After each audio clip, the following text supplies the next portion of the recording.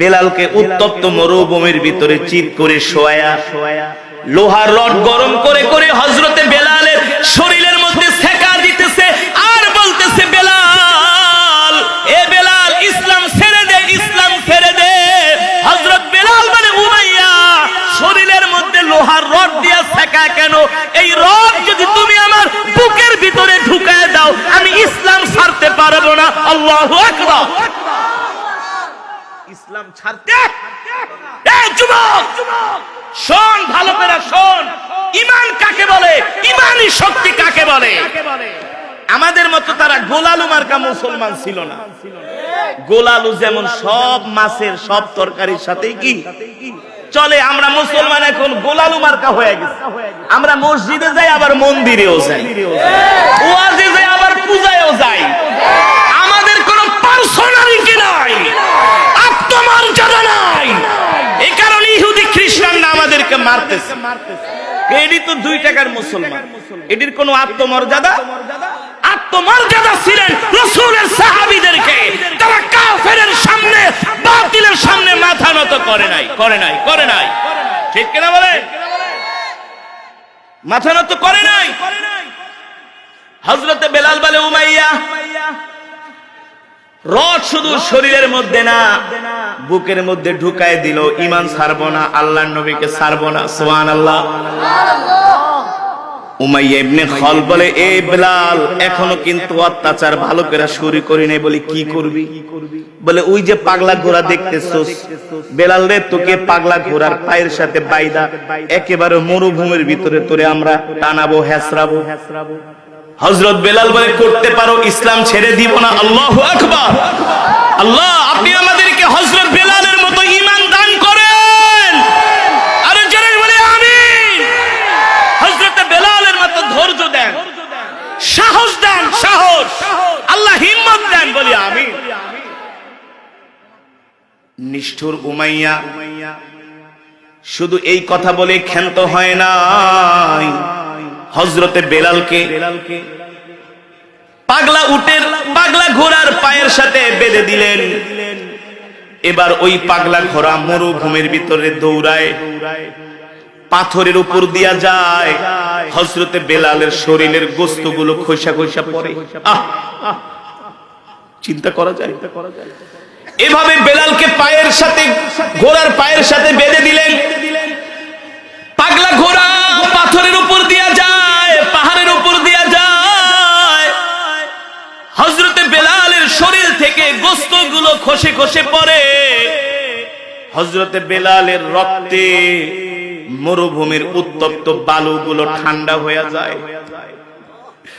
দূর থেকে দাঁড়ায়া দাঁড়ায়া হযরতে আবু বকর দেখতেছে, দূর থেকে দাঁড়ায়া দাঁড়ায়া হযরতে আবু বকর দেখতেছে বেলালের উপর এমন অত্যাচার। বেলাল শুধু জোরে জোরে আহাদ আহাদ আহাদ আহাদ, আল্লাহ আল্লাহ আল্লাহ আল্লাহ আল্লাহ, আল্লাহু আকবার, লা ইলাহা ইল্লাল্লাহ, লা ইলাহা ইল্লাল্লাহ, লা ইলাহা ইল্লাল্লাহ, আল্লাহ এক, আল্লাহ এক, আল্লাহ এক, আল্লাহ এক। উমাইয়া বলে, বেলাল চুপ কর, একবারও তুই তো রবের কথা বলবি না। এ মুহাম্মাদের রবের নাম আমি তোর মুখে শুনতে চাই না। যদি তুই আরেকবার তোর রবের নাম নেস, তাহলে তোর উপর আরো অত্যাচার করব। হযরত বেলাল বলে, উমাইয়া, শুধু অত্যাচার না, নির্যাতন না, জুলুম না, যদি আমাকে ফাঁসির রশিতে ঝুলাও, তারপরও আমি আমার রবের নাম ছেড়ে দিতে পারবো না। এই দৃশ্য দেখে হযরত আবু বকর কান্না কইরা দিলেন, দৌড়ে গেলেন আল্লাহর নবীর কাছে।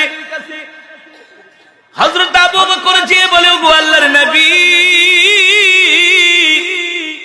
আমার ভাই বেলালকে উমাইয়া এমন ভাবে কষ্ট দিতেছে, নির্যাতন করতেছে, জুলুম করতেছে। বেলালকে পাগলা ঘোড়ার পায়ের সাথে বেঁধে দিয়েছে, লোহার রড গরম করে করে বেলালের শরীরের মধ্যে সেকা দিতেছে। তারপরেও বেলাল আরো জোরে জোরে আল্লাহর নামের জিকির করতেছে। জোরে বলেন আল্লাহু আকবার। আল্লাহর নবী বলে আবু বকর যান বেলালকে বলেন আস্তে আস্তে করে আল্লাহর নামের জিকির করতে, তাহলে হয়তোবা কাফেররা তাকে একটু শাস্তিটা কমায়া দিবে। হযরত আবু বকর দৌড় দিয়ে আয়েশা বলে বেলাল, আল্লাহর নবী বলেছে তুমি আস্তে আস্তে করে আল্লাহর নামের জিকির করবা, তাহলে কাফেরেরা তোমার উপর একটু আস্তে আস্তে করে নির্যাতন কমায় দিবে। হযরত বেলাল বলে ভাই আবু বকর, আপনি আল্লাহর নবীকে বলে দিবেন আমি চাই আল্লাহর নামের জিকিরটা আস্তে আস্তে করতে, কিন্তু আমি চাইলেও পারি না, আমার ঈমানের শক্তির কারণে আমার জবান দিয়া জোরে জোরে আল্লাহর জিকির চলে আসে। জোরে বলেন আল্লাহু আকবার। একেই বলে ঈমান, একেই বলে ঈমান। আজকে আমরা মুসলমান এমন হয়ে গেলাম, আমাদের নিজেদের ঈমান দুর্বল হয়ে গেছে, আমাদের নিজেদের মাঝে দ্বীন নাই, ইসলাম নাই। আমাদের সন্তানগুলো দিন দিন দিন হারা হয়ে যাচ্ছে, ইসলাম হারা হয়ে যাচ্ছে, ঠিক কিনা বলেন? আজকে আমরা মুসলমানরা 500 টাকার বিনিময়ে ঈমান বিক্রি করে দেই। 500 টাকার জন্য আমরা মুসলমানরা মিথ্যা কথা বলতে দ্বিধা করি না, কথা বলেন। আমরা 50,000 টাকার ভান্ডিল পাইলে মানুষকে হত্যা করতেও আমরা দ্বিধা করি না, কথা বলেন, কথা বলেন। বাস্তব নাকি অবাস্তব? আমরা মুসলমানরা এমন হয়ে গেছি, আমাদের ঈমান এমন ভাবে দুর্বল হয়ে গেছে। আজকে আমরা মুসলমানরা চোখের সামনে একটা মহিলা, বেগানা মহিলার ছবি আসলে সেই ছবিটাকে আমরা অ্যাভয়েড করতে পারি না, সেই ছবিটাকে আমরা অ্যাভয়েড করতে পারি না। সেই বেগানা মহিলার চেহারার দিকে আমরা বারবার তাকায়া জিনার গুনাহ করি, ঠিক কিনা বলেন? কিন্তু রাসূলের সাহাবীরা এমন ছিলেন, তাদের জীবন চলে গেছে, তারপরেও তারা কোনোদিন আদনা থেকে আদনা গুনাহ করে না, আদনা থেকে আদনা গুনাহ করে নাই। তাহলে আমাদের এই অধঃপতন হওয়ার কারণ কি? এই অধঃপতন হওয়ার কারণ হলো আমরা ইসলাম থেকে, দ্বীন থেকে দূরে সরে গিয়েছি, ঠিক কিনা বলেন? আমাদের সন্তানগুলো ইসলাম থেকে দূরে সরে যাচ্ছে, দ্বীন থেকে দূরে সরে যাচ্ছে। আমাদের ঘরের মধ্যে কোরআনের তেলাওয়াত নাই, আমাদের ঘরের মধ্যে 24 আওয়ার শুধু গান আর গান, সিনেমা আর সিনেমা, কথা বলেন। এখন তো মুসলমানের বিয়ে শাদী যদি হিন্দি গান না বাজে তাইলে সেই বিয়ে মনে হয় হালাল হয়, কথা বল। প্রতি বৃহস্পতিবার আসলে এক একটা বাড়ির ছাদে বড় বড় বক্স আইনা হিন্দি গান বাজায়, হ্যাঁ কথা কন, এমন জোরে জোরে সাউন্ড দিয়া হিন্দি গান বাজায়, ওই সময় আর কষ্ট হয় না। কিন্তু ওয়াজ মাহফিলের মাইক বাজলে কষ্ট হয়, হাড়ে লাগে। এমন আছে কি আছে না? হাজি হজ কইরাইছে 6 বার, চুলে আর দাড়িতে মেহেন্দি লাগাইছে। ছোট পোলার বিয়া, রাত 2টা বাজে বাড়ির ছাদের উপরে দ্রিম দ্রিম আওয়াজ। কিসের অনুষ্ঠান? কিসের? গায়ে হলুদ। কিসের? গায়ে হলুদ। হাজি সাহেব এই বড় বড় দাড়ি, মেহেদি লাগাইছে, সবার আগের কাতারে মসজিদে আইসা বসে জায়নামাজ লইয়া জাগা দখল আছে না? আমি কথা যা বলি ডাইরেক্ট স্ট্রেট কাট, কথা বলেন। বাস্তব নাকি অবাস্তব? হাজি সাহেবরে ডাক দিলাম, হাজি সাহেব ব্যাপার কি? রাত 2টা বাজে বাড়ির ছাদে কিসের আওয়াজ? হুজুর ছোট ছেলের বিয়ে তো একটু শখ ছিল জীবনে, যে ছোট ছেলের বিয়েটা একটু নাচুক গাইব, নাচবো গাইবো, একটু আনন্দ ফুর্তি করব।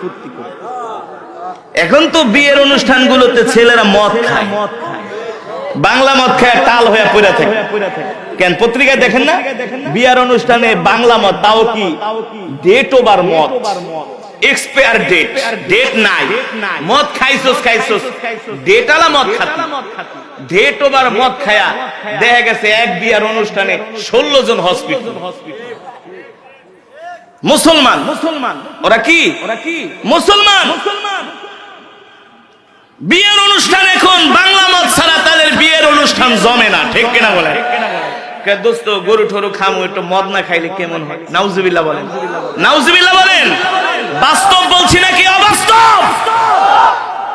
হাজী সাহেবরে জিজ্ঞেস করলাম, হাজী সাহেব হজ কইরা আইছেন, দাড়িতে মেহেন্দিও লাগাইছেন, আগের কাতারে বৈশা নামাজ পড়েন, তো ছেলের বিয়াতে যে ডাকডোল পিটাইলেন, ব্যান্ড পার্টি বাজাইলেন, মেয়েদেরকে আইনা নাচাইলেন, এই কাজটা কি হারাম নাকি হালাল? হুজুর জীবনের শেষ আশা। নাউজুবিল্লাহ বলেন। আজকে আমাদের যুব সমাজ, আমাদের জেনারেশন, আমাদের মুসলমান ধ্বংস হয়ে যাচ্ছে। কারণ হলো তারা দ্বীনি শিক্ষা থেকে দূরে সরে যাওয়ার কারণে তাদের ঈমান দুর্বল হয়ে যাচ্ছে, ঠিক কিনা বলেন? দ্বীনি শিক্ষা। আজকে আমাদের সন্তানরা কোরআন পড়তে জানে না, কথা বলে। আজকে আমাদের সন্তানরা কোরআন পড়তে পারে না।